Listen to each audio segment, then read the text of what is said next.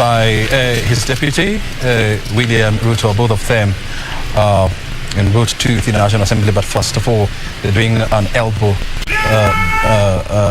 greetings to members of parliament. And is that the governor of Nairobi, that is Ann Kanan, with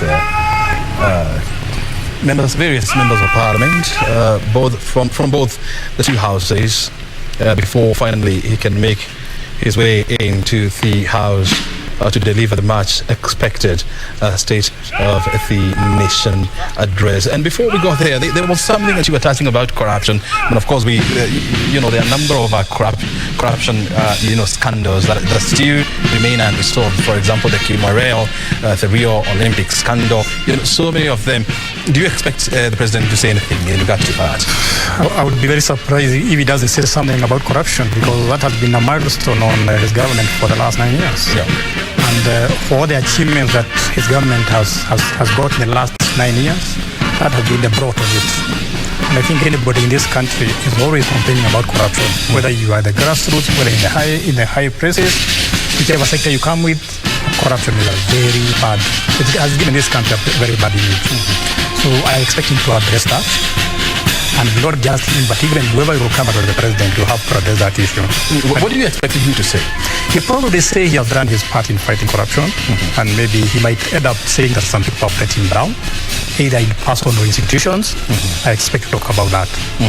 But corruption is going to be is something that we need to fight in this country. And you have heard the people who want to be president next year. They're talking about it. They're addressing it. Because my opinion is that if we could tame corruption, then those figures you are showing here about growth rate would probably double. Very well. And gentlemen, he was shy about saying triple, but corruption must be addressed. Roots of corruption must be addressed. Structures of corruption have to be addressed. Yes. And he's going to mention that he expects the judiciary to play its role. Gentlemen, I mean, we'll pick it up from here, because now we have to go to the National Assembly, where now we want to hand over to our reporter, Mr. Edward Kabasa. Edward Kabasa, what's happening in the House? Making their way to the gallery, which is situated just above the sitting or the chamber. There is the public gallery and the speaker's gallery. Usually during such an occasion,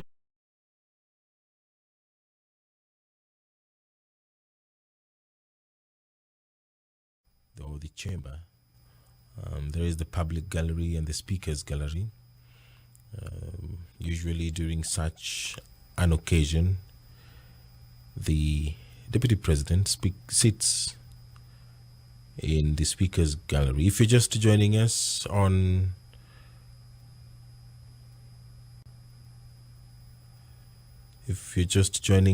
this is a special sitting, a joint sitting of the 12th Parliament, where the president will address a joint sitting of Parliament this afternoon. The president, pursuant to Article 132 of the Constitution, will report to the nation on the measures taken and the progress achieved in the realization of the national values, among them patriotism, national unity, sharing and devolution of power, the rule of law, democracy, and participation of the people, human dignity, equity, social justice, inclusiveness, equality, human rights, non-discrimination and protection of the marginalized, good governance, integrity, transparency, and accountability, and sustainable development. The president will then publish in the Gazette the details of the measures and progress of the realization of the values, and submit a report for debate to the National Assembly on the progress made in fulfilling the international obligations of the Republic. This will be the 8th address by the President of Kenya, President Uhuru Kenyatta, on the state of the nation. this afternoon, the 30th day of November 2021. This broadcast is courtesy of the Parliamentary Broadcasting Unit in conjunction with the Kenya Broadcasting Corporation. A joint sitting of the Senate and the National Assembly, such as this, is provided for in the standing orders, both the National Assembly and the Senate. In the National Assembly, it is Standing Order 21 to 25. The President shall address the opening of each of newly elected Parliament.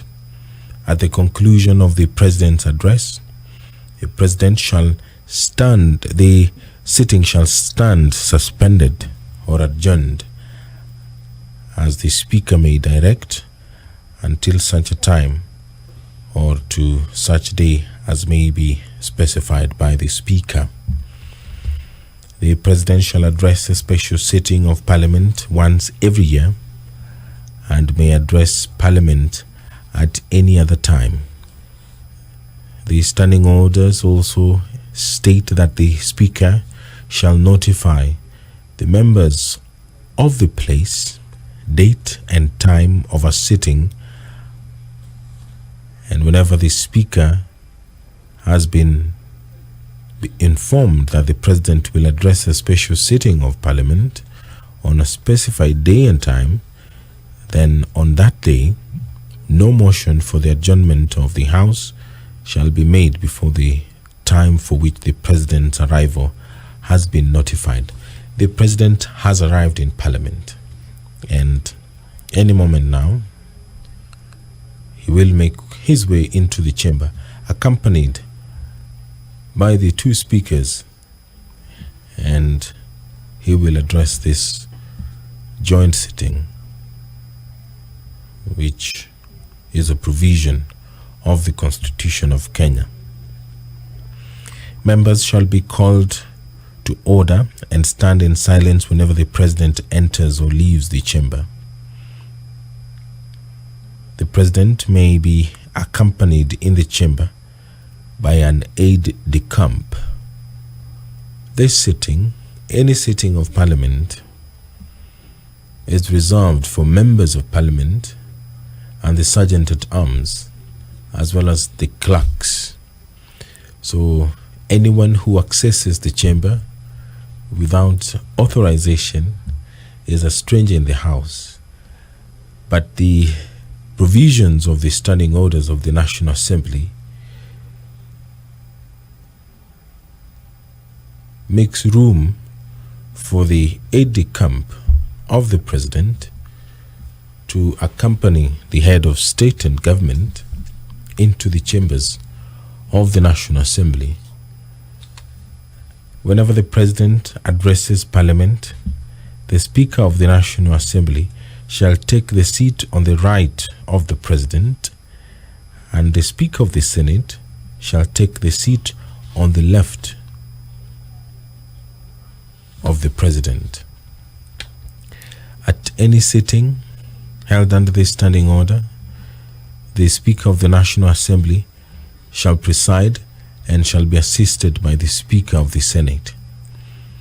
So this afternoon, the Speaker of the Senate will say the prayer, and thereafter there will be a convocation by the Speaker of the Senate, and thereafter the convocation by the Speaker of the National Assembly, and the Speaker of the National Assembly will be the one to invite the President to make his State of the Nation address, and thereafter the houses will adjourn.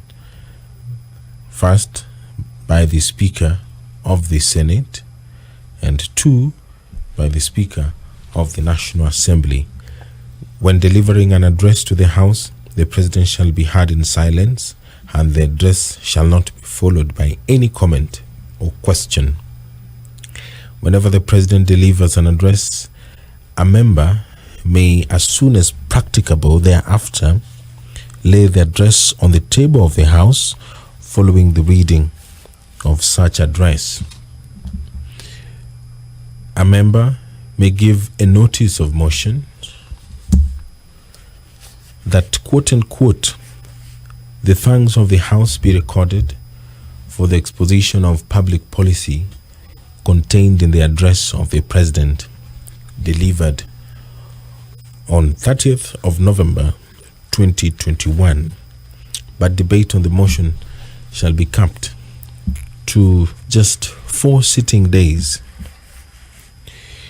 The standing orders of the National Assembly also provides for an address by visiting dignitary. The provisions of the Standing Order 24 may apply when there is a foreign dignitary who has been invited to address a joint sitting of Parliament.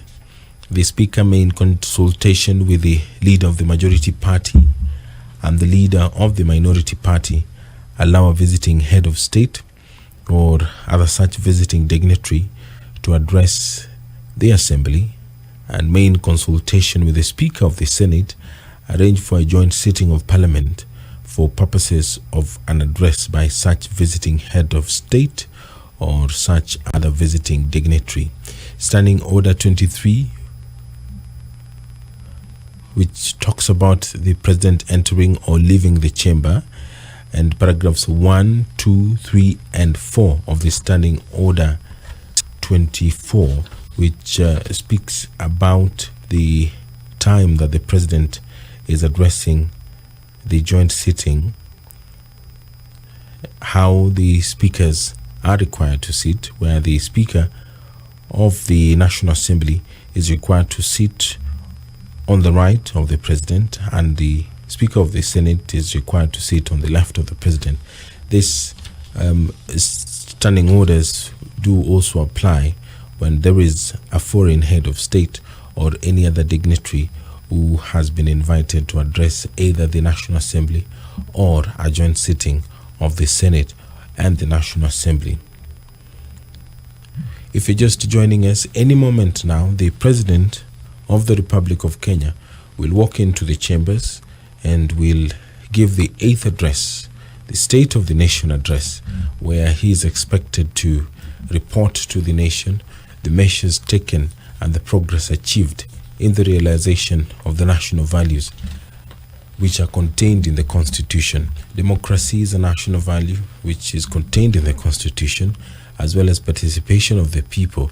Human dignity is also listed as a value in the Constitution of Kenya. So is equity, social justice, equality, human rights, non-discrimination, and protection of the marginalized.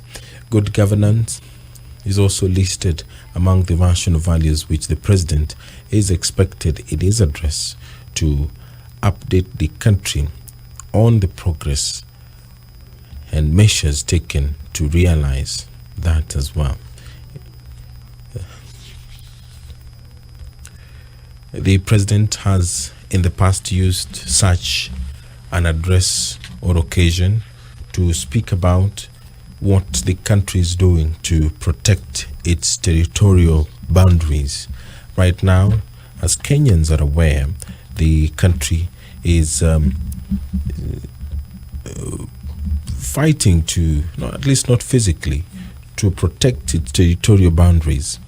It is one of those issues that the President has spoken about in other forums and made it categorically clear that Kenya will not yield to any pressure and will not forfeit even an inch of its territorial borders. In the previous addresses as well, the President has spoken about the war on corruption. He has often updated Kenyans on what is being done and the progress which has been made as far as the fight on graft is concerned. Perhaps this will provide an opportunity for the President to once again talk to the country about what his administration is doing to ensure that the country is able to fight corruption and reclaim some of the resources which have been lost to graft. The President also, in his previous addresses to a joint sitting of Parliament, has spoken about the Big Four agenda, which this administration is anchored upon. Manufacturing is one of those areas that this administration has paid a lot of focus on. So perhaps the President will use this opportunity to update the country on the status of this Big Four agenda, which was announced by the President when he was sworn into office for the second term. Food security is one of the agendas. What is the status of food security? The country is currently battling drought. The government has dispatched a raft of measures and relief food aid, as well as cash transfer to cushion some 2 million Kenyans, more than 2 million Kenyans, spread out in more than 10 counties. They're facing a lot of challenges as far as vagaries of weather is concerned. Of course, famine is something that is not new to them, and the government has been doing everything possible to ensure that those Kenyans are taken care of. On your screen, it is an indication that the President will appear, and he will take the red carpet and make his way to the chambers. On your screen right now is a corridor that leads to the members' lounge. That corridor leads to the members' lounge, and it also leads to the chambers of the National Assembly. So the President will appear accompanied by both speakers, Speaker of the National Assembly and Speaker of the Senate.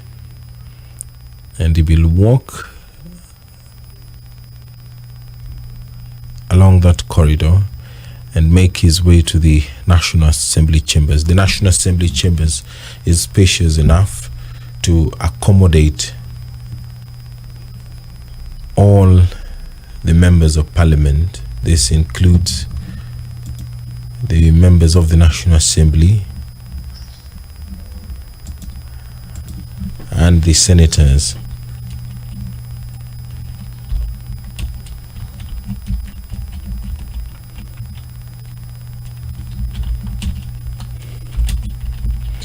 This sitting is being conducted in strict adherence to the COVID-19 protocols.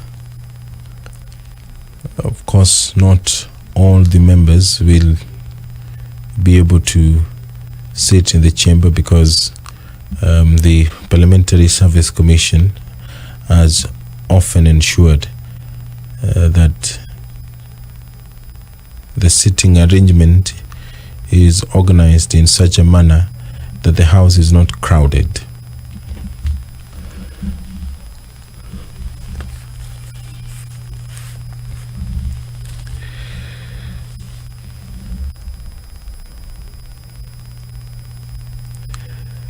The joint sitting of Parliament, such as this, provides Kenyans with an opportunity to listen to such an address by the head of state and government. And this particular sitting, will provide Kenyans with an opportunity as well to listen to the steps which the government is taking to ensure that affordable housing, one of the pillars of President Uhuru Kenyatta's administration, the progress of that, how many Kenyans have been able to be accommodated in this particular program, how many have been able to gain access to affordable housing, universal health care, how many Kenyans are under the National Hospital Insurance Fund, how many Kenyans are able to provide the basic of care, and also in terms of manufacturing, how many Kenyans have been able to set up manufacturing firms, and what is the status of the manufacturing sector in Kenya. And in terms of job creation, how many jobs have been created over the last 12 months, because the State of the Nation address takes place once every year. So the president will be able to update Kenyans on all this, the status of the Big Four agenda, the steps being taken to realize the national values which are contained in the Constitution of Kenya. They include patriotism, national unity, sharing, and devolution of power. Last week, there was the devolution conference which took place in Makueni County, and the focus was the war on climate change. Governors representing counties vowed to take matters into their own hands and play an integral role in the war on climate change. Over 2 million trees are being planted in Makueni County. There are counties which have adopted policies that are engineered to position them strongly in the war against climate change. Climate change is one of the issues that all government, not just Kenyan government, is dealing with. So how is the government of Kenya going to make it relevant to Kenyans, the issue of climate change? What is being done? The president did announce a couple of months ago, and he also announced it last week when he addressed the devolution conference, that the government will be utilizing some $62 billion. 13% of that will be own-sourced, and the remainder will be sourced from abroad to fight climate change. A colorful procession by the Sergeant at Arms, followed by the two maces of the National Assembly, and followed by the clerks of the National Assembly, and President Uhuru Kenyatta, accompanied by the two speakers of the National Assembly and the Senate, making their way into the chambers. It is the time that many Kenyans have been waiting for, and the time is nigh. I will now hand you over for this special broadcast of the State of the Nation address. President Uhuru Kenyatta will be giving the 8th address to a joint sitting of Parliament, the Senate and the National Assembly. Members will be upstanding as President walks into the chamber to address them and address the country on the state of the nation. My name is Edward Kabasa. Now I hand you over for this special.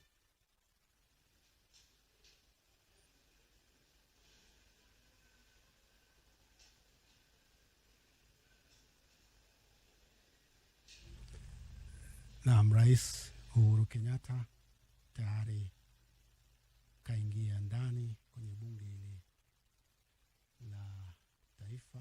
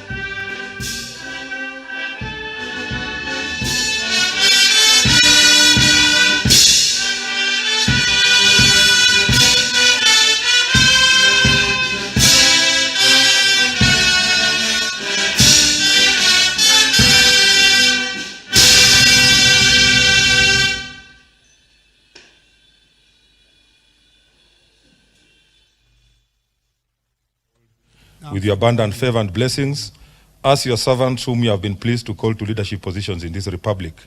We seek guidance to treat and consider all matters that shall come under our deliberation in so just and faithful a manner as to advance the peace, prosperity, and welfare of our country and of those whose interests you have committed to our charge.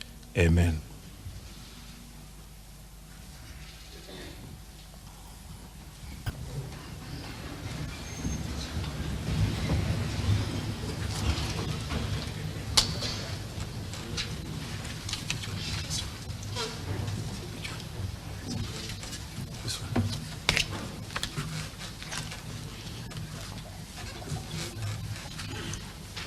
Your Excellency, Honorable Uhuru Kenyatta, CGH, President of the Republic of Kenya, and Commander-in-Chief of the Kenya Defense Forces. The Right Honorable Speaker of the National Assembly, Honorable Justin B. Muturi, EGH MP, Honorable Members of Parliament, Article 1321B of the Constitution of Kenya requires the President to address a special sitting of the Parliament of Kenya once every year and any other time. Further, Article 1321C requires the President to inter alia report in an address to the nation all the measures taken and the progress achieved in the realization of the national values set out in Article 10 of the Constitution. In addition, Article 2407 of the Constitution requires the President in his capacity as the Chairperson of the National Security Council, NCC, to report to Parliament annually on the state of the security of Kenya. In this regard, pursuant to Article 1321B and C1 and 2 of the Constitution and Senate Standing Order number 2221 and 2, upon a request by the President, via a letter reference number OP/CAB 2612A, dated 19th November 2021, I gave notice of today's special sitting to the Honorable Senators via Gazette Notice number 12989, which was published on Friday, 26 November 2021. Accordingly, Honorable Members, this special sitting is properly convened. I thank you.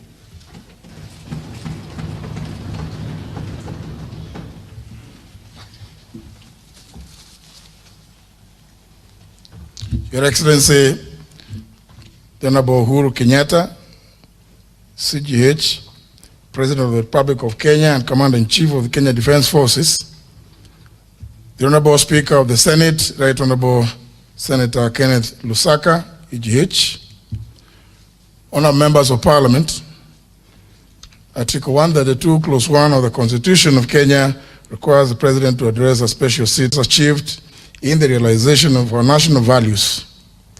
Additionally, Article 132, Clause 1, Paragraph C, Roman 3, provides that the President shall submit a report for debate in the National Assembly on the progress made in fulfilling the international obligations of the Republic.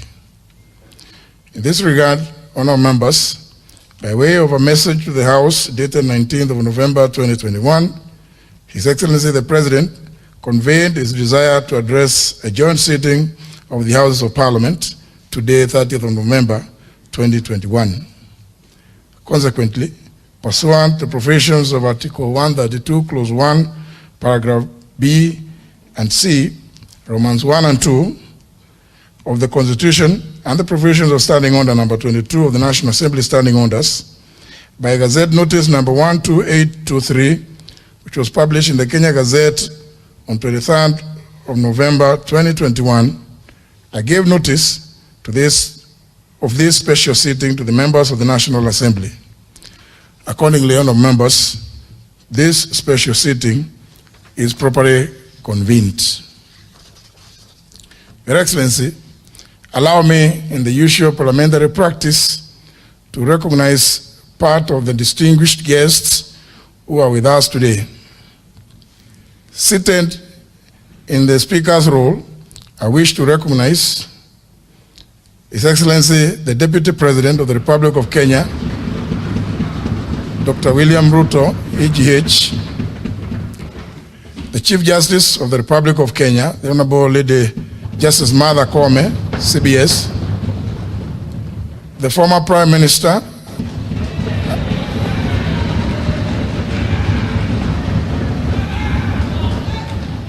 and the African Union's High Representative for Infrastructure Development in Africa, the Right Honorable Raila Amolo Odinga, PGH,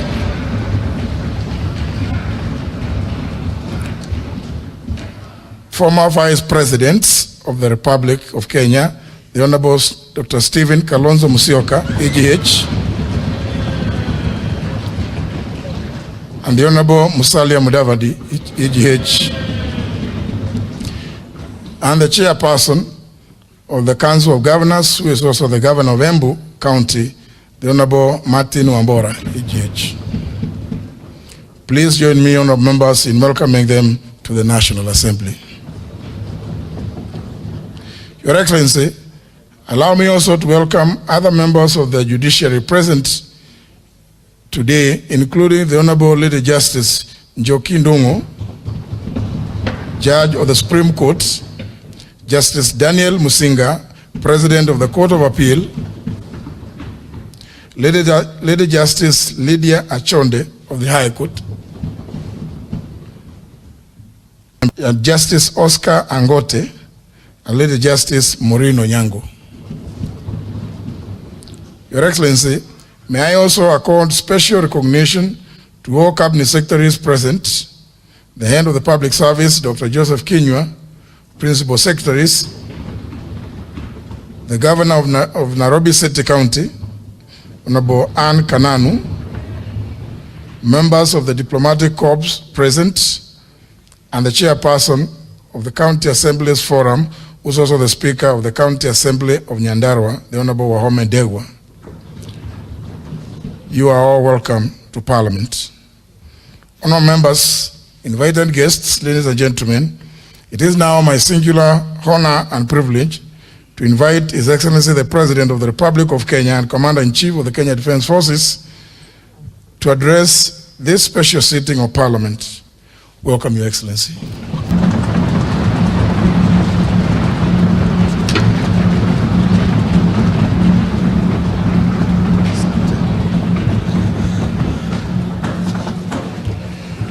Thank you very much.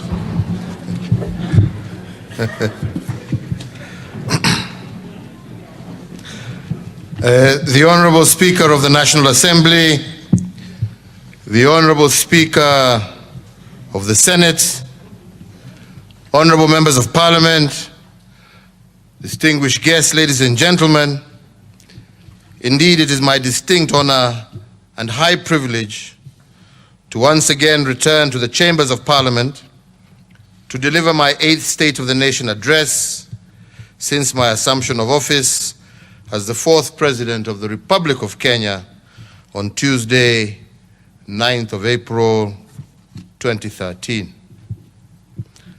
As always, it is a great pleasure to return to this august house where I have had the opportunity to serve on both sides of the parliamentary divide, indeed, with many of you who are present here today. I first served as a nominated member of Parliament, introduced into this chamber by the Honorable Raila Odinga and the Honorable Musalia Mudavadi, and later as a cabinet minister. And after an unsuccessful presidential bid in 2002, I found myself on the opposition benches as the leader of the official opposition and member of Parliament for Gatundu South. 5 years later, I was called to serve as Deputy Prime Minister in the Grand Coalition Government under His Excellency, the former President, Honorable Mwai Kibaki, and the Honorable Prime Minister, Right Honorable Raila Odinga. In that position, in that administration, I held 2 positions, the Minister of Trade and later the Minister of Finance. This journey of mixed fortunes taught me that you could serve your country in any capacity, because service is not a position, it is action. It also taught me to have empathy for both sides of the parliamentary divide, and indeed all shades of political opinion. Of all the lessons, the enduring one is that Kenya is always greater than any one of us. Indeed, in times of great political turmoil, men and women must be spurred by the love of their country to bridge partisan divides and to come together to put Kenya first. It is not always easy, but honorable members, it is necessary.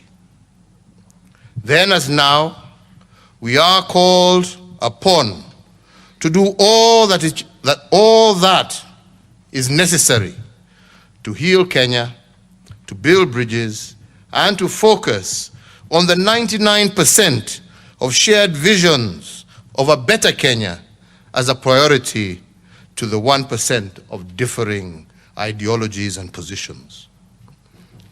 Personal ambitions were placed aside for the good of Kenya and the enduring benefit of generations of Kenyans yet unborn. And that selfless service, that sacrifice, led to the people of Kenya ultimately working together, bestowing upon me the high honor and extreme privilege of serving them as president in 2002. For the trust and faith that the great people of Kenya placed on me, I am and will forever be most grateful and internally humbled. Mr. Speaker, today I return to Parliament as President, and I am here to fulfill a constitutional imperative introduced into our political tradition and practice by the 2010 Constitution. In fact, I was indeed privileged to be the second president to discharge this constitutional mandate when I first made my first State of the Nation address on the 27th of March 2014. The Constitution at Article 132 mandates the President to report to a special joint sitting of both Houses of Parliament on measures taken and progress made in the realization of our national values as defined by Article 10 of our Constitution. I am also constitutionally obliged to report on the status of our fulfillment of the international obligations of the Republic and the state of our national security and the general state of the nation. In line with this constitutional instruction, my address today will lay emphasis on three elements that I consider important to our country. The first is the state of our economic development, which is about our national well-being. The second is the state of our social structure, which looks at the restoration and propagation of the dignity of our people. And the third is the state of our nationhood, which speaks to the soul of our nation, including the state of our democracy. Before I report on these thematic areas, allow me, ladies and gentlemen, and honorable members, to give a brief account on the state of our national response to emerging disruptions. Specifically, I want to now put on record how the power of choice on the part of our administration, as supported by Parliament and indeed the county governments, turned the COVID-19 pandemic from a national crisis to what I believe is an intergenerational opportunity. Mr. Speakers, when the pandemic hit our country in March of 2020, we were quick to warn the nation that a crisis is twinfold. It is partly a danger and partly an opportunity at the same stroke. I highlighted the inescapable fact that depending on what you focus on in a crisis, you can either emerge triumphant or indecisive out of fear and despair. In other words, a crisis is indeed all about choices. Those who choose danger and fear do not survive. Those who see the crisis through the lens of opportunity develop resilience and are able to build back better. And I say this because, for instance, a Kenyan company known as Revital, operating in Kilifi County in the Coast region, became Africa's largest producer and exporter of vaccine syringes during the COVID period. In 2020 alone, Revital exported 70 million COVID syringes to over 20 countries globally. In fact, Revital currently has the capacity to produce 300 million COVID vaccine syringes every year. The global shortage for COVID vaccine syringes stands at 2 billion, and this itself is taking advantage of opportunity. This means that Revital is able to produce 1 out of every 10 COVID vaccine syringes globally. The company saw opportunity in the crisis of COVID, adopted accordingly, and innovated its business processes to optimize on the new opportunity. Another company in the same league is Hela, a global apparel-making company with a foothold here in Kenya. In the first months of the pandemic, this company changed its strategy from producing clothes to producing PPEs and face masks. With the WHO requirements of 80 million face masks per month at the height of COVID duress, Hela produced 5 million masks a month between April and May 2020. This means that through innovation, Hela manufactured 1 out of 16 masks required globally every month, contributing immensely to the slowing down of the COVID pandemic. This again was a case of seeing opportunity in a disaster and adopting to the changes. However, choices are nothing without leadership, and I say this because when COVID-19 hit our country, my administration found itself confronted with a dilemma of 2 rights. Opinion was sharply divided on whether to lock down the country or to leave it open. On one side of the divide, they presented an economic argument. They warned us that to leave the country open, they advised us to leave the country open and save the economy. And they argued that COVID was a health crisis that should not trump economic imperatives. The other side of the divide made a compelling health argument against the economic argument. Led by a brain trust of medical scientists and researchers, they argued that the country had no option but to lock down. Their models pointed to a soaring crisis if drastic choices were not made.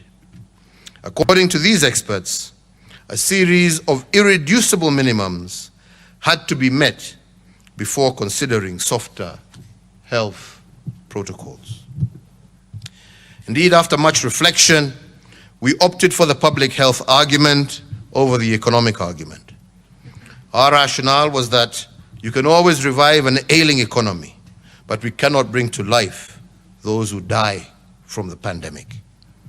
And with this logic informing our choices, we set out to build the irreducible minimums recommended by the experts to forestall a COVID disaster. Although the health argument won, we did not dismiss the economic argument in toto. We made fiscal choices to cushion the economy through a number of economic stimuli.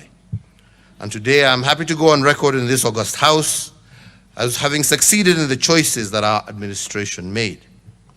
Because of our fiscal stimuli, today I can report that the impact of COVID on our economy was 14 times lesser than that on the global economy. As part of the first stimulus package that we announced interventions that warranted the national exchequer to forego taxes amounting to Kenya shillings 176 billion. These tax measures included the immediate reduction of VAT from 16% to 14%, 100% tax relief for all persons earning up to Kenya shillings 24,000, reduction of pay as you earn from 30% to 25%, reduction of corporation tax from 30% to 25%. We also caused the lowering of the central bank rate, the CBR, to 7.25% from 8.25%, so as to prompt commercial banks to lower interest rates applicable to their borrowers and thereby avail much needed affordable credit to MSMEs across our country.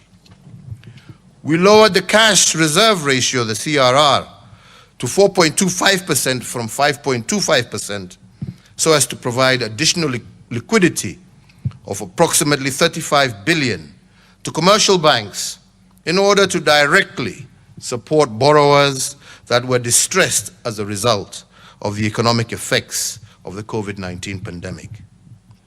The Central Bank of Kenya also provided flexibility to banks with regard to the requirements applicable to loan classification and provision of loans that were performing as of the 2nd of March 2020. We further engaged banks and all financial institutions to support all enterprises and families that sought to restructure their commercial banking through debt moratoriums and review of tenure of these facilities. There was a temporary suspension of the listing of the credit reference bureaus of any person, micro, small, and medium enterprise, and corporate entities whose loans had fallen overdue or was in arrears. The Kenya Revenue Authority was directed to expedite the payments of all verified VAT refund claims amounting to some 10 billion shillings, or in alternative, allow for the offsetting of withholding VAT in order to improve cash flows for businesses. The 6 billion shillings from the Universal Health Coverage Kitty was immediately appropriated strictly towards supporting counties in the recruitment of additional health workers to support in the management of the spread of COVID-19. Subsequently, we rolled out the second stimulus package with the support of this House, whose tenant was an 8-point economic stimulus program amounting to some Kenya shillings 56.6 billion. The first element of the 8-point program focused on Buy Kenya, Build Kenya policy. On local infrastructure development, we allocated 10 billion towards the National Hygiene Program, dubbed Kazi Mtaani Initiative. The program was conceptualized as an extended public works project aimed at utilizing labor-intensive approaches to create sustainable public good in the urban development sector. The program has so far secured gainful engagement to over 750 youths engaged in the improvements to the environment and hygiene and in the rehabilitation of access roads, footbridges, and other public infrastructure through local labor.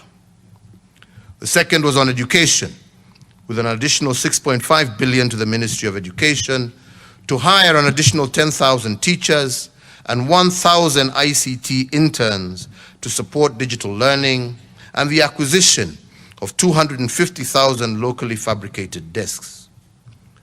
The third element of the program targeted small and medium enterprises through an injection of Kenya shillings 5 billion as seed capital for the SME Credit Guarantee Scheme. The intention here was to provide affordable credit to small and micro enterprises. The fourth focused on universal health coverage through acquisition of locally made beds. The fifth element of the stimulus program focused on agriculture. We prioritized 3 billion for the supply of farm inputs through e-vouchers, targeting 200,000 small-scale farmers, and a further 1.5 billion to assist flower and horticultural producers to access international markets in a period where we had a shortage of flights into and out of our country. Tourism was the sixth area of target for the stimulus program. To jumpstart this important sector and to protect its players from heavy financial losses, We provided soft loans to hotels and related establishments through the Tourism Finance Corporation, and a total of 2 billion was applied towards renovation of facilities and the restructuring of business operations by actors in this industry. To mitigate the impact of deforestation and climate change, and to enhance the provision of water facilities, we rehabilitated wells, water pans, and underground tanks in arid and semi-arid areas, and we applied Kenya shillings 2.5 billion for flood control measures and our Greening Kenya campaign. The eighth and final element was a stimulus program was manufacturing. As a strategy, we enforced the policy on Buy Kenya, Build Kenya, and we set aside an initial investment of 600 million shillings to purchase locally manufactured vehicles. This was expected to sustain the operations of local motor vehicle manufacturers and their attendant employment of workers. Mr. Speakers, the foregoing interventions help to reinforce the resilience of our economy while cushioning millions of households against the effect of the economy. And in that regard, while most economies in the world shrunk, Kenya's economy grew at 0.3 during the 2020 period, despite the COVID challenge. Although this positive growth was minimal, the second quarter of 2021 registered the most impressive growth ever recorded in our nation's real GDP. During the second quarter of 2021, real GDP recorded a phenomenal 10.1% growth, and this is the highest growth ever recorded in one quarter in Kenya's history. It is also the first time Kenya has hit a double-digit growth number. The last time Kenya's economy got close to this kind of performance was in 2010, during the Grand Coalition government, when the economy hit an 8.4% growth rate. And it was this impressive trajectory that led me to announce the 13-point interventions unveiled on Mashujaa Day this year to cushion the economy with a further Kenya shillings 25 billion as our third stimulus package, pushing the aggregate of our stimuli over the COVID period to Kenya shillings 257 billion. The third stimulus package focused on the key productive and service sectors that covered agriculture, health, education, drought response, policy infrastructure, financial inclusion, energy, and environmental conservation. These 13 interventions were as follows.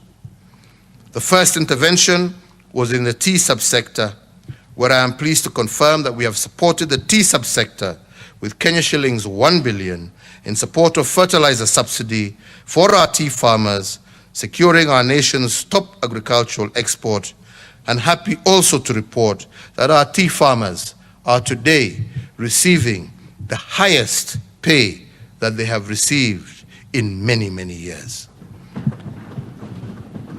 The second intervention was in the sugar subsector, and I note with satisfaction that smoke is once again billowing in our public sugar mills, following the allocation of Kenya shillings 1.5 billion in aid of the sugar sector that is being applied towards factory maintenance and the payment of farmers' arrears. The third intervention was in the coffee subsector, and I confirm that 1 billion shillings was released in support of the ongoing reforms in the subsector that is being applied towards completion of the ongoing targeted interventions in the coffee subsector. The fourth intervention was in the livestock subsector. The Kenya shillings 1.5 billion National Livestock Offtake Program is on course in support of communities adversely affected by the ongoing drought in ASAL counties.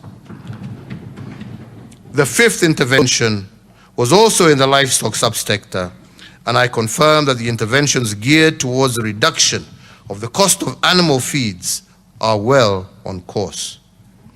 The sixth intervention was in education.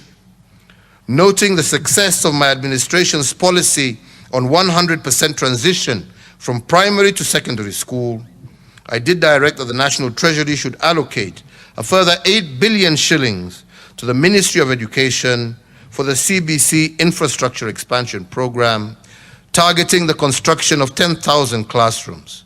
And I am most pleased to confirm to the nation that all the county's works and constructions of the classrooms should commence by early December 2021.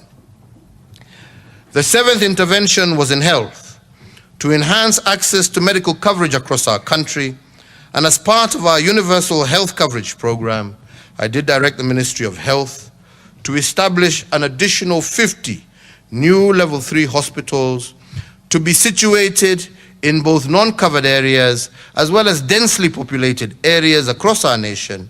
And I also directed the National Treasury to allocate the sum of 3.2 billion for the immediate construction of these new medical facilities. The eighth intervention was the National Sanitation Program. We started this program, as I said earlier, to harness the energy of our young people and to give them a buffer against COVID-related unemployment. Noting the success of Kazi Mtaani program and its effect in enhancing opportunities for the youth across our country, we did require the National Treasury to allocate a further 10 billion shillings for the third phase of the Kazi Mtaani program to cover youths and to be rolled out in all our counties across the country. The ninth intervention was on energy and petroleum. Being fully aware of the positive strides being made in our economic recovery and cognizant that the gains stand the risk of being eroded by high energy prices, I am pleased to confirm that we are on course to institutionalize the sought reforms. The 10th intervention was on access to credit. Critically, I asked the National Treasury and the Central Bank of Kenya to consider suspending the blacklisting of creditors with loans below Kenya shillings 5 million at the Credit Reference Bureau, in a move that targeted retaining the bounce-back potential of the foundation of our economy. As the 11th intent, I also asked the National Treasury and the Central Bank of Kenya to consider revising the maximum amount an individual or enterprise can withdraw or deposit from a bank that previously stood at 1 million shillings, which was not supportive of our current business environment. I'm glad to report to Parliament that as of the 8th November 2021, the Central Bank of Kenya issued a notice suspending the listing of negative credit information for borrowers with loans below Kenya shillings 5 million, and that fell into arrears from October 1st, 2021 to September 30th, 2022. This will give the MSMEs 12 months to reorganize themselves and to adapt to the new economic normal. I am also happy to report that the Central Bank of Kenya is at an advanced stage of revising the 1 million threshold for cash deposits and withdrawals in the banks. This will facilitate easy transactions for MSMEs and help the economy respond to COVID shocks. The 12th intervention was the digital financial services subsector. In recognition of the importance of the digital financial services, especially in the small-scale traders and households at large, I did direct the National Treasury to engage all digital payment providers with the aim of deepening and expanding the use of payment channels.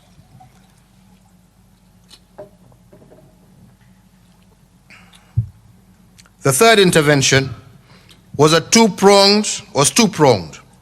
One in the area of vaccination against COVID-19 as part of our national response to the COVID-19 pandemic.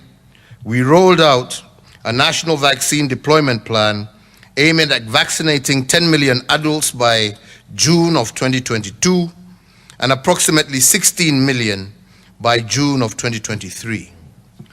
With regard to the COVID-19 vaccine production, we have set out to implement the lessons of self-reliance, which was one of the key learning points of the pandemic. As the first step towards this goal, we established the Kenya Biovacs Limited, a venture that would locally produce anti-COVID-19 vaccines. I therefore directed the Ministry of Health to operationalize the company to form and fill an eventual manufacture of our locally produced vaccines by Easter of next year. Honorable members, ladies and gentlemen, at this point I would like to take special note of the resilience of our revenue collection systems under the Kenya Revenue Authority. For the first time, KRA has exceeded its revenue collection target despite the COVID stress over the economy. The KRA projected a Kenya shillings 1.5 trillion collection in tax during 2020. They collected Kenya shillings 1.67 trillion, which was in excess of their projected intention. But on this note, I must report on the sterling performance of KRA, not only under the COVID duress, but in the last 8 years of our administration. In the last eight years, KRA has collected Kenya shillings 10.8 trillion cumulatively in revenues. This means that in just 8 years, KRA has collected the equivalent of Kenya's total GDP. It also means that on average, KRA collected 1.3 trillion shillings every year. Honorable speakers, honorable members, to accelerate the turnaround of our micro, small, and medium enterprises under the ease of doing business government agenda, my administration has implemented remarkable reforms over the years. These measures have not only improved the country's business climate, they have also mitigated the challenge and bottlenecks impacting business. The key reform that we have implemented include the full automation of business registration services, re-engineering of the application for power, water, and sewer connection, and the automation of the land registration process.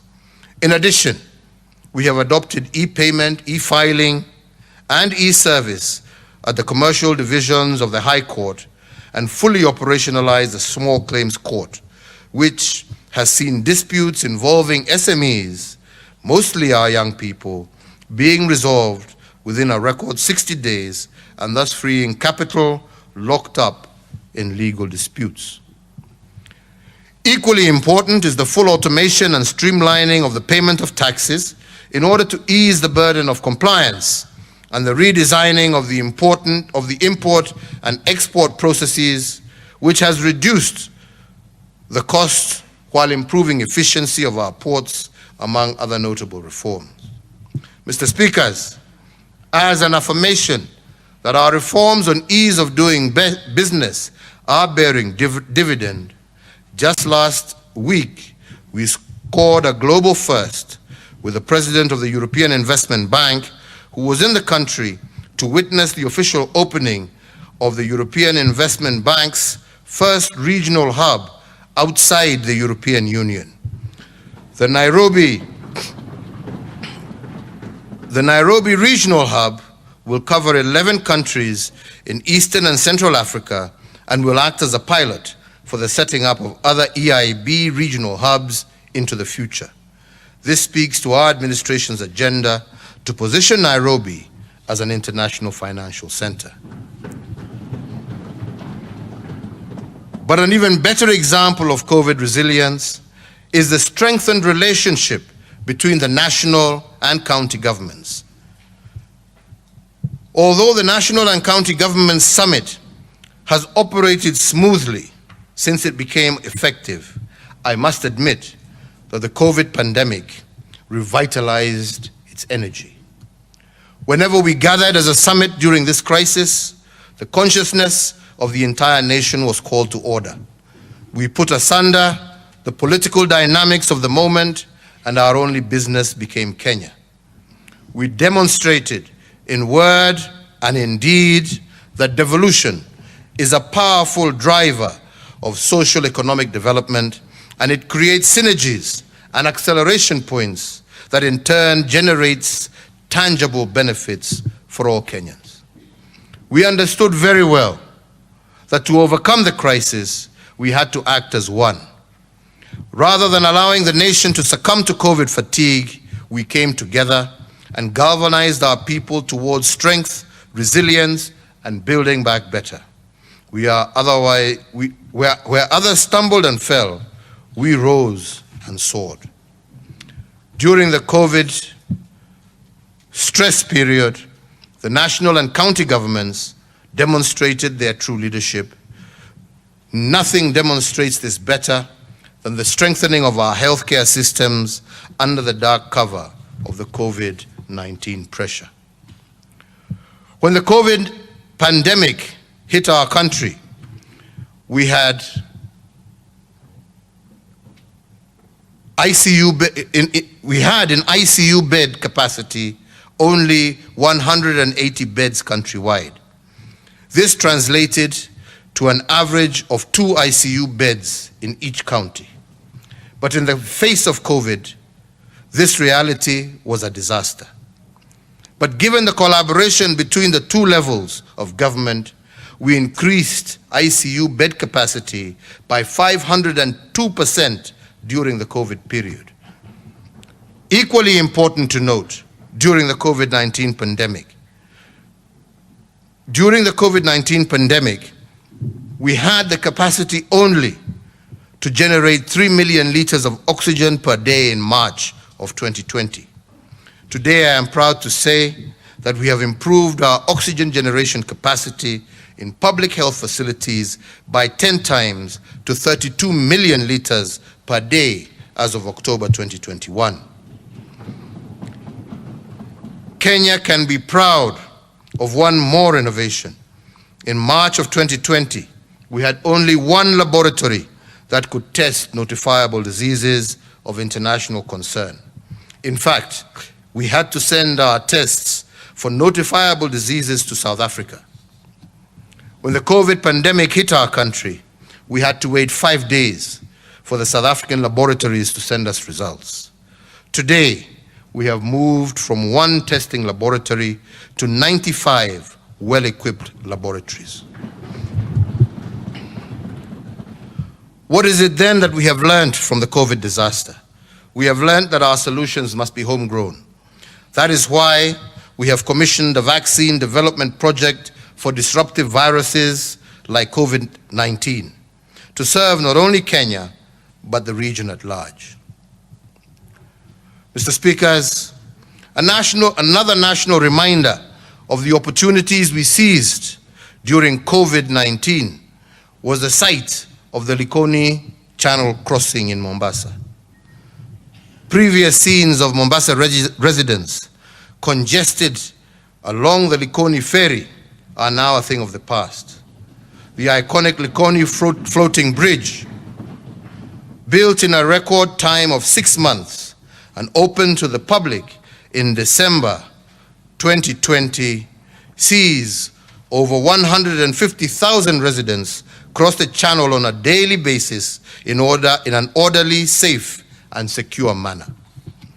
This has not only allowed for the efficient management of time and mobility across the channel, but significantly moderated the incidences of COVID-19 transmission and contributed to our overall disease mitigation strategy in the coastal region.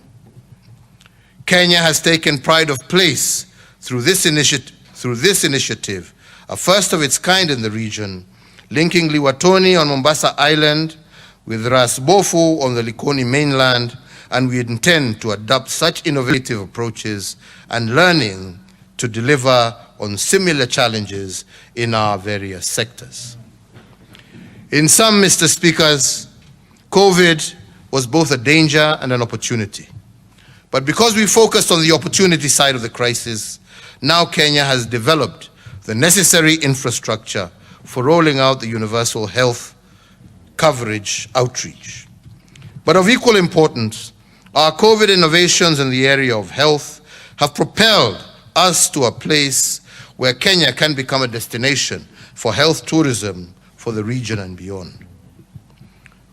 Honorable members, ladies and gentlemen, I cannot end this COVID part of my address to Parliament without paying tribute to the people of Kenya for their commendable civic responsibility in the fight against COVID-19.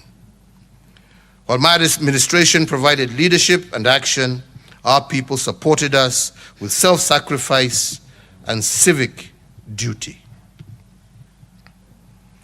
As you will recall, very early in the pandemic, I did warn our people that the government cannot police the morality of its citizens.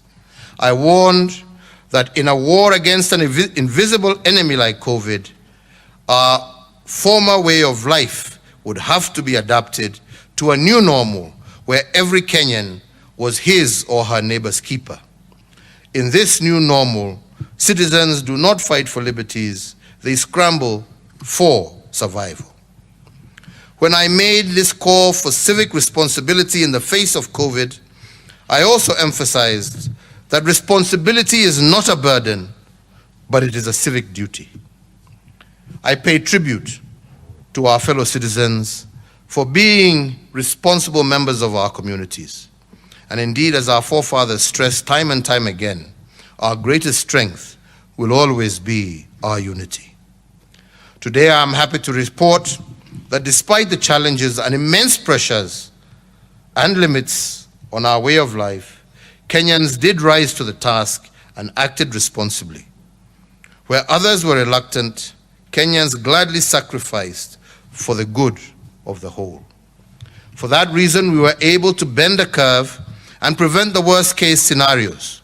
And due to this, and after careful consideration, during the Mashujaa Day celebrations, I lifted the curfew and restriction of movement countrywide.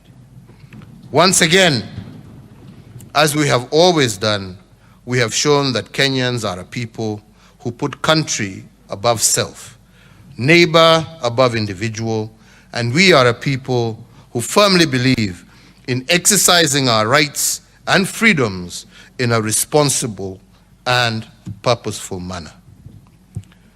While a few battles have been won, the war against COVID is not yet won, and we cannot rest on our laurels. Now more than ever, we are faced with yet another variant of this coronavirus, the Omicron variant that is said to carry a higher risk of infection. This variant may explain infection rate spikes that we are witnessing across the globe. I did pledge to the nation in June of this year that by Christmas we would have over 10 million adults vaccinated. As of today, we have achieved a target of 7.1 million Kenyans, up from 5 million as announced on Mashujaa Day in October 2020. Mr. Speakers, to fortify our national resolve against COVID-19 and in honor of all those Kenyans that we have lost to the disease, I do urge today all Kenyan adults to visit their nearest medical facility to receive their COVID-19 vaccinations. The COVID-19 vaccines are in stock across our country and in all our counties, and already with a daily average rate of over 100,000 vaccinations, we have a much smaller target to meet within the next 25 days. I therefore once again call on all Kenyans to rally under the call of 25 days to Christmas to secure their vaccinations, to meet and surpass the target that we set ourselves. And I invite the media in all its various forms to use their platforms to perform the social good and promote the vaccination campaign. This new variant's profile, as for now, remains unknown. It is therefore better to err on the side of caution. By receiving our vaccinations, we will have played our part in securing not only our own lives, but also in protecting the lives of those around us. Let us be responsible in this endeavor. That shot in the arm is the most powerful weapon against the disease that has ravaged the world. That shot in the arm of every adult Kenyan will also be a shot in the arm for our economy and our social institutions.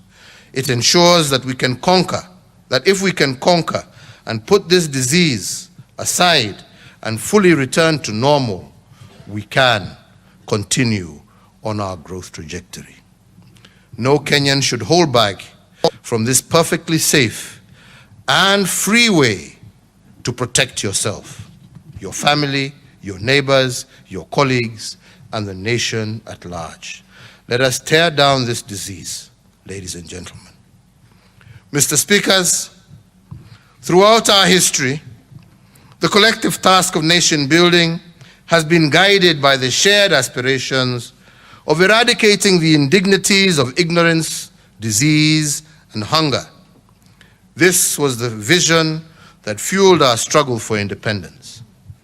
Post-independence, every Kenyan generation and every administration since has sought to do all within its means to finally slay the three-headed monster that has plagued us for over many centuries. To steer the nation towards a path for the realization of these aspirations, the people of Kenya entrusted the responsibility of actualization of that vision on the elected and appointed state officials and officers to whom the powers of our nation have been delegated to.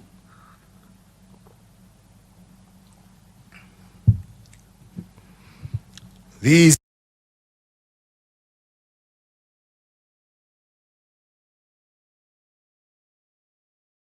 seven members of the Senate and 2,240 members of the county assemblies. We are many, but we must act as one.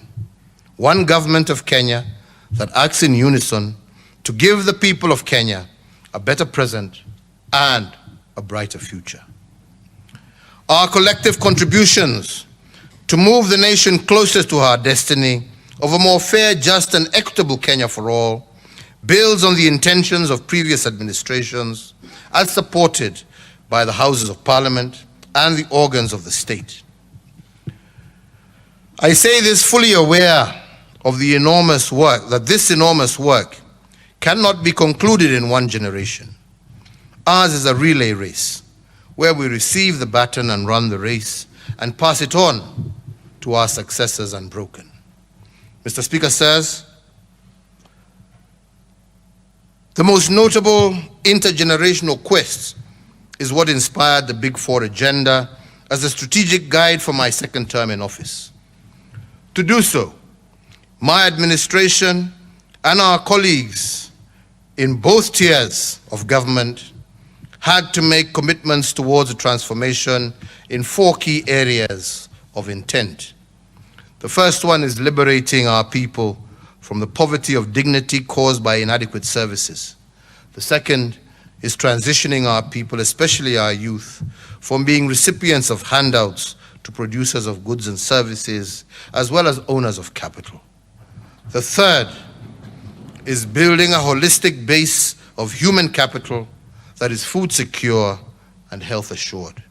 And the fourth is the restoration of the dignity and the pride inherent of one owning a decent home. Mr. Speakers, I will now give an account of what my administration has done not only in the last year, but what we have attempted to do in the last 8 years as well. And I will use the last 8 years to give this august Houses a scale against which everything that my administration has achieved is to be measured. I will use history as a yardstick that we can borrow from to appreciate the achievements of our two tiers of government and our objective of delivery. The first area of thrust that I will report on is the state of our economic development. And I will borrow from the four legacy frames I articulated in my Madaraka Day speech of June 30th, 2020 in Kisumu City. Under the state of our economic development, I will report on two frames that have guided me and my administration. These are economic acceleration and the big push investments. Allow me, honorable members, to start with economic acceleration, which is increasing the speed of achieving our economic goals. I also use the word acceleration to imply the mechanism of multiplying our economic fundamentals. When my administration took office in April of 2013, we were eager to multiply what was bequeathed to us. And I am happy to report to this Parliament that we have multiplied our critical fundamentals in ways that even I did not imagine possible. For instance, in 2013, Kenya was Africa's 12th wealthiest nation with a GDP of 4.74 trillion Kenya shillings. This GDP was accumulated in a span of 123 years through 4 administrations before ours, because I include the colonial administration. In just 8 years, my administration has multiplied the GDP by a factor of 2+. Today, our GDP stands at Kenya shillings 11 trillion, up from the 4.75 trillion, and from being ranked as the 12th wealthiest nation in Africa when I took over, we have now moved 6 ranks to become the 6th wealthiest nation in the continent on account of the choices that we have made. And as I said earlier, in the second quarter of this year, our real GDP grew by 10.1%, the first such growth in the history of our economy. The notable contributions to this growth include the ICT sector, which grew by a significant 25.1% in the second quarter of 2021. In fact, the ICT sector is projected to become a prime mover of our economic growth in years to come. Other sectors that contributed significantly to the real GDP in the reference quarter include the transport sector, which grew by 16.9%, and manufacturing, which grew by a record 9.6%. However, the hotel industry presents a more compelling picture of recovery from the COVID menace. At the height of the COVID pandemic in 2020, this industry registered a negative growth of 63.5% in the third quarter of 2020. During the first quarter of 2021, this industry showed some improvement and contracted by 48.8%. By the second quarter of 2021, this industry was on a path of recovery and had grown by 9.1%, showing a remarkable upturn. Here, I look forward to all our international and global partners. COVID will not be defeated by locking us all down and by shutting off parts of the world that you think are problematic. No one will be safe from COVID until we are all safe. Please, jameni, tumefanya kazi, msitufungie tena jameni. Honorable members, ladies and gentlemen, given that we have doubled our GDP in a record 8 years, it is no wonder that Kenya is projected to grow twice as fast as the sub-Saharan economies in the period of 2021 to 2022. And all this because of leadership and the power of choice. Allow me to give further example of acceleration and the multiplication of our fundamentals as a strategic intent of my administration. A case in point is that we have doubled our real GDP. We have also doubled our road network across the entire republic. Besides the roads infrastructure, my administration has made the largest infrastructure project in a century with the construction of the standard gauge railway. In respect of roads infrastructure, when my administration came to the helm, there were 11,200 200 kilometers of tarmac road constructed by 4 previous administrations in 123 years. Like I said, I include the colonizers as well. In 8 years, my administration has multiplied what the previous administrations have done by a factor of 2. We have built 10,500 kilometers of road across the Republic, and doing so 15 times faster than previous administrations, and I will expound on this in a little while. Our railway, on the eve of the Madaraka Day of the year 2017, we marked a transformative moment for Kenya and for Africa when the Madaraka Express made its inaugural journey from Mombasa to Nairobi. The largest infrastructure project in Africa had become a reality, and a brand new modern railway had become a feature of our homeland and nation. Since then, the way we travel to Mombasa has been redefined, with Madaraka Express having served over 6,495,000 passengers, while our cargo gets to the stores of our enterprises efficiently and on time, with a record of 17.6 million tons of cargo transported from the 1st of January 2018 to yesterday, the 29th of November 2021. Turning to power generation, our acceleration model was applied to the production and distribution of electricity countrywide.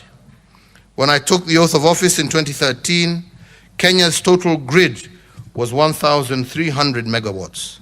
But 8 years later, Kenya's total grid has doubled and now stands at 2,600 megawatts, and this translates to approximately 325 megawatts installed every year under my administration. It means that for every year, we have installed 325 megawatts since 2013. Previous administrations installed a combined average of only 12 megawatts per year. Put differently, in 8 years, we have generated 40 times more power per year compared to the past. It is worth noting, honorable members, that 73% of this power is green. In fact, Kenya is leading the African continent in the generation of green energy. But this is not the only thing in Kenya. It's not the only thing which Kenya is leading the continent. I am proud to report that we have connected more power than in any other part of the country in just 6 years.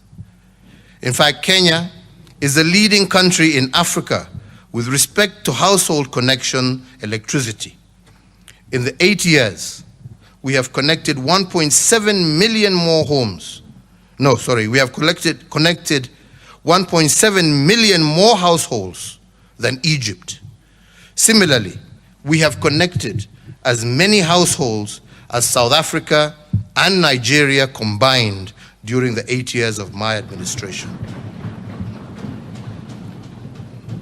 In real terms, only 2.3 million households had been connected to power when I took over in 2013. In 8 years, we have tripled this number by connecting an extra 6.3 million households. Put differently, and guided by our acceleration model, we have connected approximately 787,000 households every year on average, and with 2,000 connections a day since 2013. By any measure, this acceleration is noteworthy. Besides access to electricity, my administration has embarked on implementing the recommendations of the Presidential Task Force that established a pathway for the reduction of the cost of electricity by 30% by the end of this year.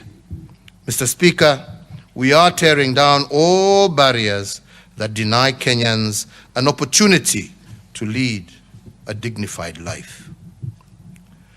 Now I turn to devolution and how my administration has used the acceleration framework to multiply the economic fundamentals of the counties.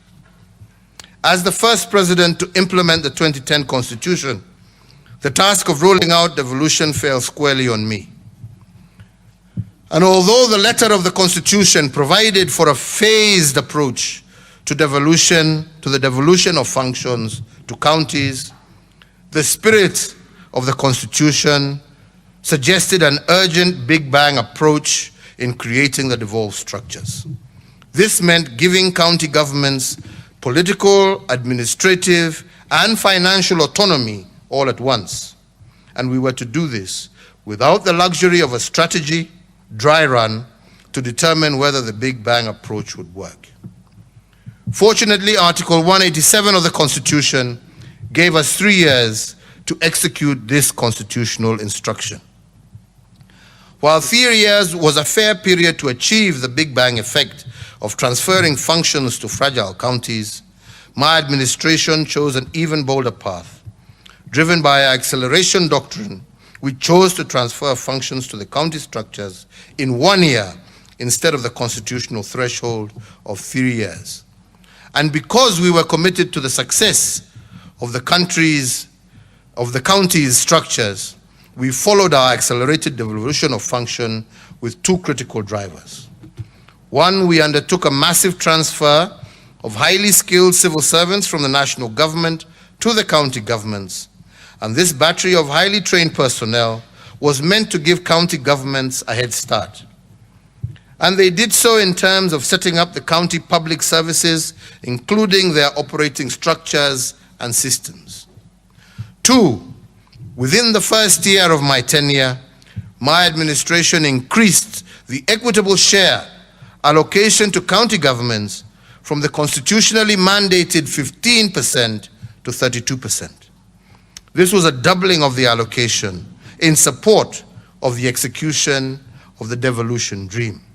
And we did this because we understood and appreciated that devolution of functions without devolving of funding was an exercise in futility. Today, the national government has disbursed approximately 2.4 trillion to county governments over the last 8 years. The aggregate amount that will have been dispersed to the counties for the next financial year will ensure that this figure surpasses the 3 trillion mark. In other words, this percolation of resources changed the economic fundamentals at the county level. It has fast-tracked the embeddedness of devolved functions in 8 years, and evidence abounds on this, but allow me to give a few examples. Accelerated devolution has, for instance, delivered shoes with a magical label made in Kitui County, Kenya, and given Makueni County its first mango processing plant. Makueni County received 110 million from the Devolution Advice and Support Program. This money supported the processing plant and benefited 12,000 mango farmers by creating value addition. That plant is now buying 1 mango at 15 shillings from farmers who previously sold their produce in the open marketplace at 5 shillings at the very best, other than let their mangoes rot away. Their incomes have grown tenfold and provided ground for their farming undertakings to take off. Makueni is also on record as being one of the counties with the capacity to manufacture its own oxygen, especially in the context of COVID-19. And their universal healthcare insurance scheme, known as Makueni Care, is also a good example. Another example of county innovation is in Kajiado. In the wake of COVID-19 pandemic, the county looked for a way of distributing food to members of its populace through an integrated system dubbed M-Riziki, which virtually linked financiers and beneficiaries. 30,000 households of their population in Kajiado were able to receive food using the system in 2020. M-Riziki saved the county the logistical nightmare of transportation, and the digital platform also ensured that shopkeepers who partnered with the county to provide goods remained in business during the COVID duress. This innovative approach in distributing relief food closed off avenues of corruption and created highly efficient ways of delivering services to the population. Honorable members, there are many more testimonials on how accelerating the formation of county structures and supporting them with skilled personnel, resources, and legislation has embedded devolution in the last 8 years. Once sleepy towns across the country have now roared back into life, driving not just grand infrastructure projects, but also tangible increases in household incomes of ordinary Kenyans. Mr. Speakers, as devolution takes root, and as an affirmation of the equitable development we continue to enjoy, and in keeping with the resolution of the Senate, I will tomorrow, the 1st of December 2021, have the high privilege of conferring on Nakuru Municipality city status. Nakuru City will join Kisumu, Mombasa, and Nairobi as cities, and with their reputation as East Africa's cleanest town, all of Kenya looks forward to Nakuru City growing by leaps and bounds. So, honorable members, I am happy to report to this august House that my administration has laid a firm and sound foundation for the devolved system of government, a foundation that has the potential to multiply the economic fundamentals of our county economies immeasurably. Ladies and gentlemen, you may ask why we choose to accelerate certain goals in our development agenda. Why do we choose to accelerate the issuance of title deeds, double our road network, build brand new railway lines, double our power production, double our GDP? Why has my administration taken such tremendous strides in creating accelerated development? Honorable members, it took England 200 years to industrialize. It took the United States of America 160 years, and Japan 110 years. However, we look not to these nations, but to China, which has compressed their progressive economic change experience by these countries into a single generation. Instead of taking 200 years, instead of taking the 200 years it took England to industrialize, China took only 25 years. Similarly, the 4 Asian tigers of Hong Kong, Taiwan, Singapore, and the Republic of South Korea took 25 years to industrialize instead of the hundreds of years it took others.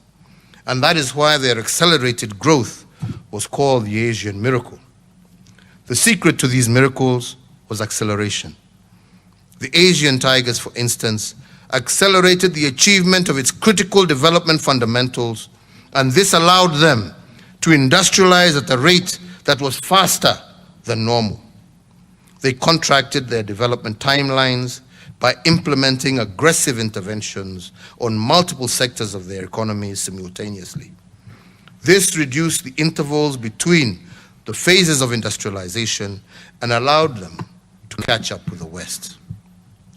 Unlike these countries, the policy choices of my administration have been about contracting our development timelines through aggressive implementation of projects. We are moving with speed because there is no time like the present to deliver the dreams of Kenyans for a better tomorrow. If the acceleration model has worked for the Asian tigers, who were at the same level of development as Kenya in 1965, they can work for us too. And if these countries industrialized in 25 years because of bold choices they made, we too can set the path for economic transformation and achieve it in record time, especially if we stop stealing. Mr. Speaker, allow me to report on the second frame of my development agenda, which I referred to in my Madaraka Day speech of this year as the big push investments. These are the bold undertakings that are futuristic in outlook. Most of these interventions are in the form of roads, rail, and ports. Some of them are revival of dead capital installed by previous administrations, which are nonetheless critical to our development path today. Regarding roads, the handiwork of my administration is evident across the entire country. There are some counties that have received their first tarmac roads since God made Kenya. And this was done during my administration. And as I said earlier, in 8 years, we have built approximately the same number of kilometers of road that were built by the colonizers and the 3 previous independent administrations. And although our achievements in this area cannot be gainsaid, I want to reiterate that my administration was not building roads for their own sake. Ours was a quest to lay down tarmac not for statistical purposes only. We realized that roads are literally the path to development, and that every inch of tarmac we lay, we are accelerating businesses, creating the foundation for greater individual and national prosperity. We did it for you, the Kenyan people, to tear down the barriers that hold back every citizen from making their individual contributions to nation building. Take as an example the 27-kilometer Nairobi Expressway. Once completed next year, it will take 24 minutes to drive from Mlolongo in Machakos County to Rironi in Kiambu County. Currently, this journey takes 3 hours, which is the equivalent of flying to Addis Ababa and back to Kenya. Let me add that plans for the dual carriageway from Rironi, where the Nairobi Expressway will terminate, to Mau Summit are also at an advanced stage. And once completed, it will take 45 minutes to drive from Nairobi to Naivasha. Across the Republic, in every region, we are converting dusty Maram roads to world-class roads. Our dream is to create an efficient road network that links towns, cities, ports, stations, and markets to consumers. Over the last 8 years, and for the first time since independence, Kenya is now linked to 4 of its 5 neighbors by tarmac roads. This is how we are facilitating the economic integration of our region, tearing down every barrier to the realization of our shared aspirations as a people. For instance, by linking our road networks to the Northern Corridor, we are plugging into the multimodal trade route that links the landlocked countries of the Great Lakes region with the Kenya Maritime Seaport of Mombasa. Similarly, the East African Coastal Corridor Development Project will link us along the coastline from Malindi through to Lunga Lunga up to Bagamoyo in Tanzania and on to Dar es Salaam. The corridor will promote tourism and trade along the Indian Ocean coast. Of equal note is the Siarare Corridor, which will form an integral link to the Northern Corridor and is a major transit route for traffic to and from Tanzania, Uganda, Rwanda, Burundi, and South Sudan. It links the border town of Sirare in the border of Kenya and Tanzania to the South Sudan at Nakadok. With regard to ports, the development of Lamu Port has been of particular pride to my administration. The port was first conceptualized in 1972, 9 years after we gained independence. However, it took 39 years for works on the Port of Lamu to commence. Through our futuristic model of big push investment, we have made it a reality in only 8 years.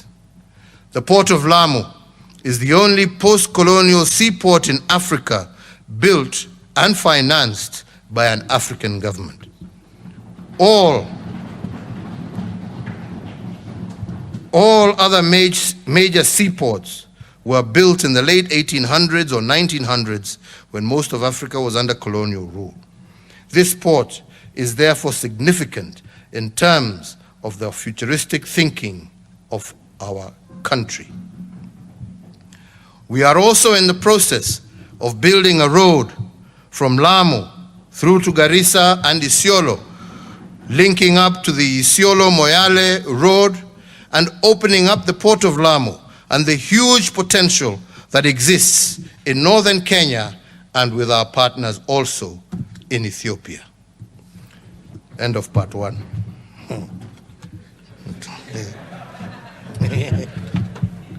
Interval.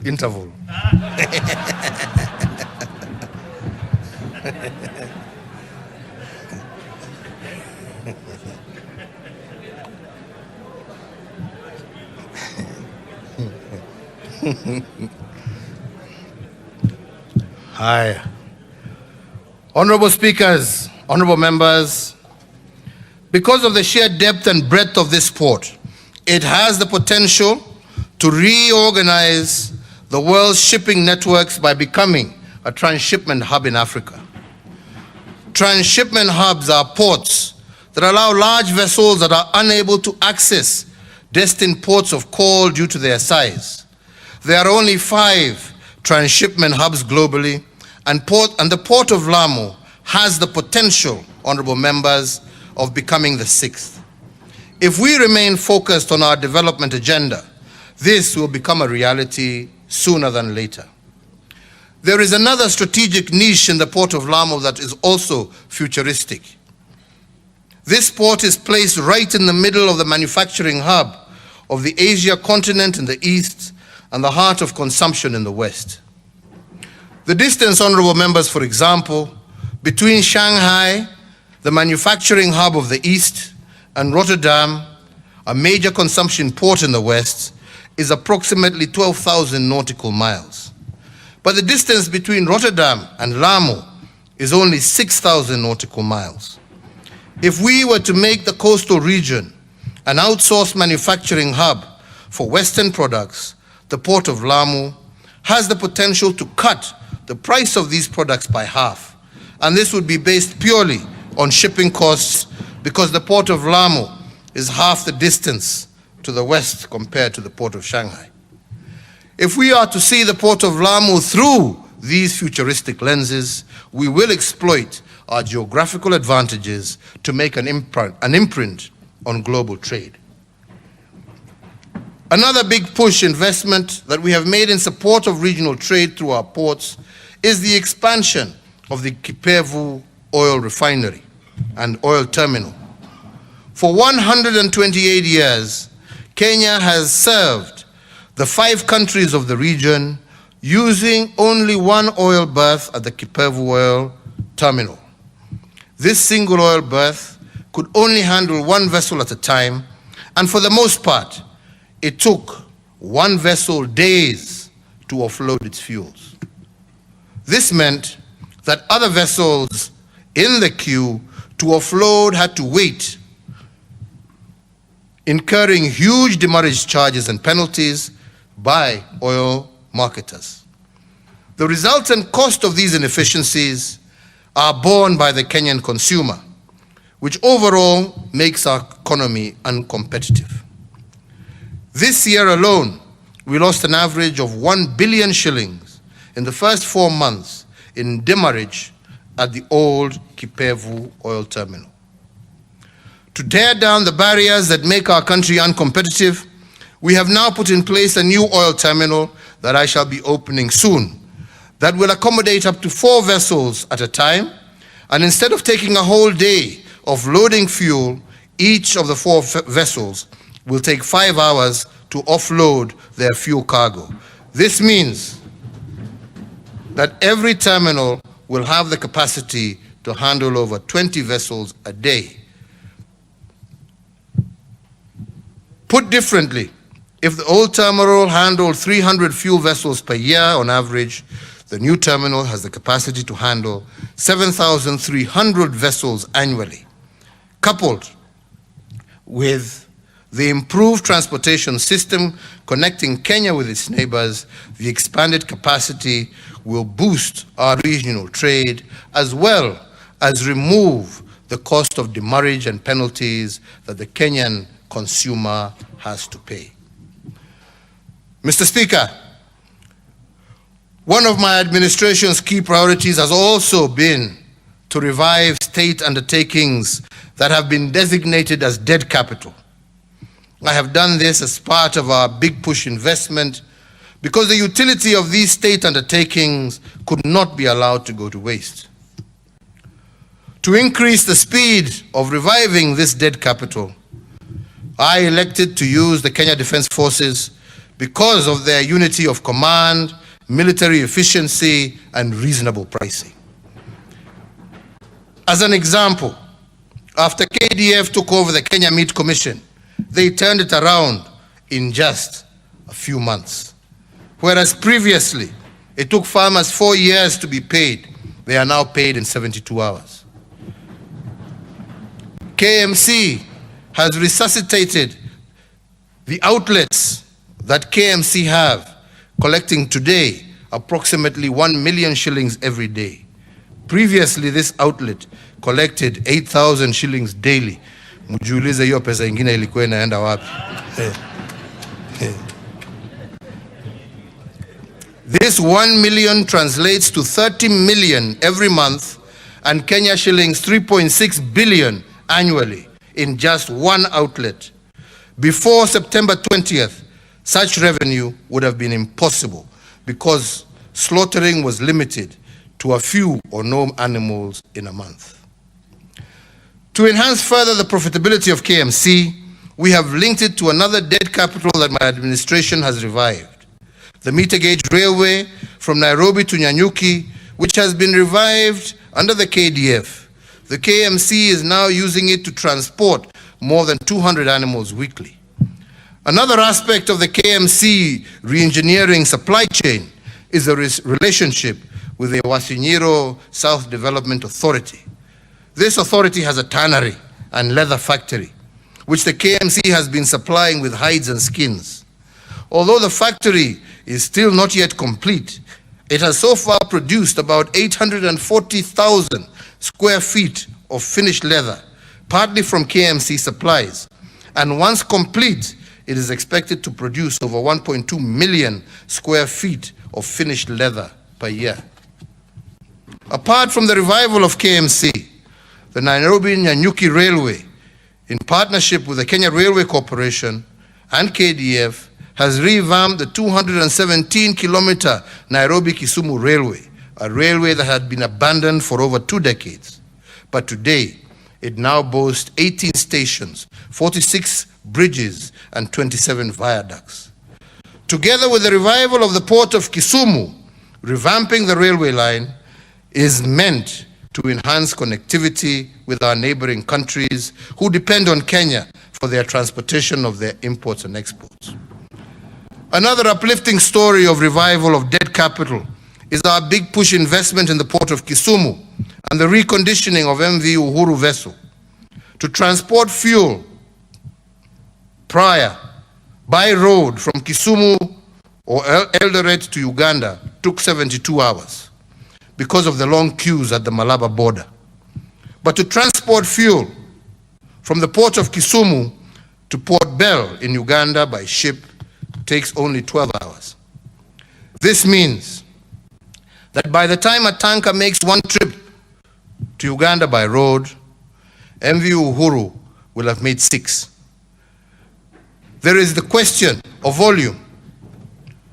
One tanker carries 20,000 liters of fuel, but one wagon aboard MV Uhuru carries 60,000, which is 3 times the size of a tanker.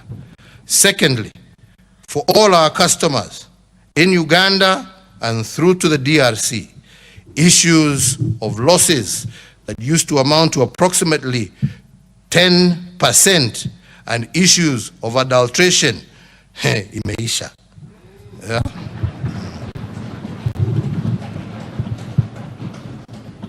To date, we have transported over 80 million liters of fuel across Lake Victoria to Uganda. Mr. Speaker, my administration has set in motion the process of reviving the blue economy. A blue economy strategy is set to reclaim all fish landing sites is in place, and we have set up a Coast Guard to secure our maritime assets, and we have come up with a legal framework that will ensure that all fish caught in Kenyan waters are landed in Kenya. It is worth for Parliament to note that in the 1990s, Kenya used to process 5% of the global loin tuna catch. This was produced by a company known as Wananchi Marine Products Limited, based in Liwatoni in Mombasa. When this company, for reasons, collapsed, Kenya's tuna was extracted by other countries and resold in foreign markets. Inability to export our tuna resources has seen Kenya lose a potential revenue of Kenya shillings 3 trillion since 1982, when the exclusive economic zone was set up by the United Nations. And to revive this dead capital, my administration formed the Kenya Fishing Industries Corporation in 2019 to regulate the exploration of Kenya's maritime and fish products.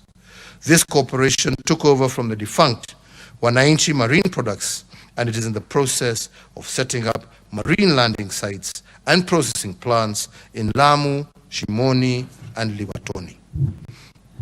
Once fully operational, the goal is to land 300,000 metric tons of tuna every year and to employ a workforce of approximately 60,000 people. This industry has the potential to rake in for Kenya 200 billion shillings. Overall, as we seek to improve our infrastructure, our commitment to sustainable development is uncompromising. It is the solemn duty of present generations to consciously conserve their natural beauty, ecological splendor, and pristine environment that we received from our forefathers and from generations before them. And this to pass on to future generations in as a good state as we can, unbroken as it was given to us, if not in better condition.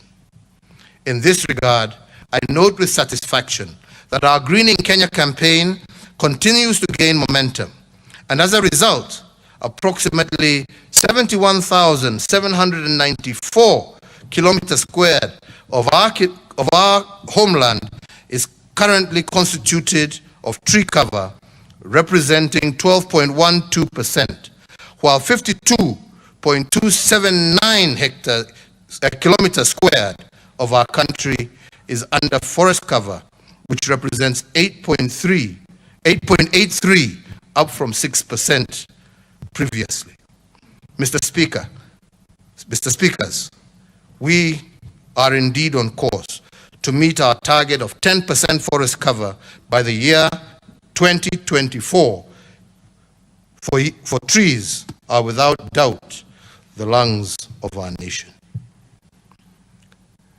Mr. Speakers, now I turn to the third frame, which I have used to organize the achievement of goals in my administration. I call it the restoration of dignity, and it is a campaign against the three enemies identified by our forefathers, that of ignorance, poverty, and disease. The founding fathers of our nations defined dignity as freedom from want and freedom from fear. They taught us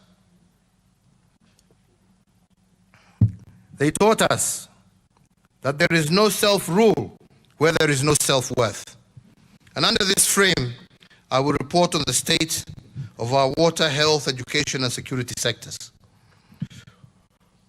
Where there is no access to clean drinking water, there is no dignity. And that is why my administration prioritized and succeeded in providing 35 million people with access to clean water. When I took office in 2013, our entire country was served by just 99 public boreholes. In the past financial year alone, we have managed to sink 262 public boreholes, and today more than 2,511 public boreholes have been sunk since 2013, a 25-fold increase in the previous number of boreholes. In order to continue this widening of access to clean water, my administration has over the years invested over 200 billion to implement various dams and other integrated community projects that will increase water supply to vulnerable communities. In the Nairobi metropolitan area alone, the project is set to supply 41.3 million liters of water per day to an additional 2.1 million residents. This is critical because the poverty of dignity is most pronounced in water-scarce economies of the informal settlements and in vulnerable communities. For instance, as is known by some members here, the average daily consumption of water per household in informal settlements in Nairobi is 40 liters. If the price of 40 liters is 40 shillings, a household will have to spend 1,200 shillings per month buying water alone. This is 20% of the income of an average family in most of our informal settlements. And for the most part, the price of water has been higher than that of rent. The poverty of dignity is well illustrated when one considers that the price of water for the rest of Nairobi is Kenya shillings 46 per 1,000 liters. Put differently, the dwellers of our informal settlements have been paying 25 times more for water compared to the rest of Nairobi dwellers. And this is why the Nairobi Metropolitan Service has set up 1,600 water points in all our informal settlements to supply free water to the residents. This initiative has saved dwellers of these settlements up to 20% of their incomes and approximately 1,200 shillings per household. And this is what I call freedom from want. Mr. Speaker, one of the most indignifying challenges of our people has been the high cost of healthcare. There are many testimonies of how families have had to sell ancestral land to cater for high medical bills. This not only rips them of their dignity, but also deprives future generations of ancestral address. The objective of my administration is to end this by providing 100% universal health coverage for essential health services by starting this year. The constitutional right to health care is the element that my administration has been consistently working to fulfill by investing in health facilities, medical equipment, and human resources for health. Our success in this area has been lauded internationally. According to Healthcare Index, which gives a single measure of the state of each country's health system based on data provided by the World Health Organization, Kenya today ranks third behind South Africa and Tunisia among the most improved health systems in Africa in the year 2020. To achieve this, my administration has had to work to increase affordability and availability of healthcare services for all Kenyans. Access speaks to the geographical availability of healthcare facility services, affordability to both the cost of healthcare services and the ability of Kenyans to pay for these medical services. And availability speaks to the extent to which our healthcare facilities have the necessary resources to meet the health needs of Kenyans. In terms of access to healthcare, when my administration took over in 2013, the number of health facilities across the country stood at 4,430. My administration, in conjunction with county governments, has increased our medical facilities by 43% by building an additional 1,912 new hospitals in the last 8 years. This is an average of 239 new facilities per year. In context, in previous 118 years, only 4,430 hospitals had been built in Kenya, an average of 37 hospitals per year. We have built, during that period, 6 times more hospitals than over all the 4 previous administrations.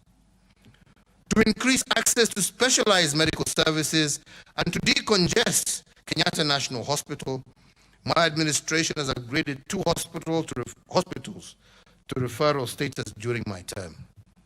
The upgraded hospitals are the Kenyatta University Teaching Referral Research Hospital and its integrated molecular imaging center in Nairobi County and the Kenyatta Hospital Complex in Othaya in Nyeri County. The Othaya Annex is currently serving 8 countries in the central Kenya region. To ensure that access to healthcare is cascaded to the lowest administrative unit, Level 5 hospitals have also increased by 44%, Level 4 hospitals increased by 9%, Level 3 hospitals by 34%, and Level 2 hospitals increased by 49%. Regarding affordability of healthcare, my administration has consistently increased the annual allocations to the Ministry of Health. Kenya today has the highest budgetary allocation for health in East Africa, which currently stands at 121.1 billion for the year 2021.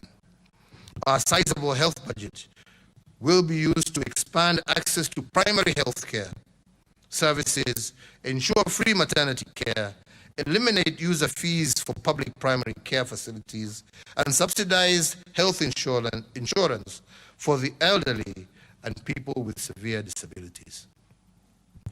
My administration has also allocated 900 million as conditional grants to support the implementation of free primary health care in all our 47 counties. The highest allocation in conditional grants was to Rift Valley region at Kenya shillings 247.19 million Kenya shillings. The NHIF Super Cover launched in July of 2015 is another initiative of my administration to guarantee affordability of healthcare. Through this cover, dialysis patients and cancer patients are able to pay for their treatments locally or abroad where the specific treatment is not available in our country's public hospitals. In the financial year 2019-2021, NHIF managed to pay for 4.4 million hospital visits, covering 1.4 million cases of inpatient and 3 million cases of outpatient services. This in turn saved Kenyan households approximately 54.9 billion in financial losses brought about by health-related issues. With a monthly subscription of Kenya shillings 500, the NHIF Supra Cover has become Kenya's largest and most reliable, accessible, and affordable medical insurance cover.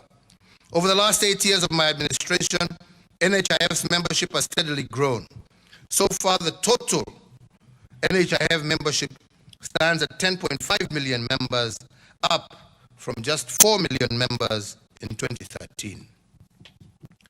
Mr. Speakers, I acknowledge with appreciation that the National Assembly recently passed the National Hospital Insurance Fund Amendment Bill 2021, and the same is now presently before the Senate.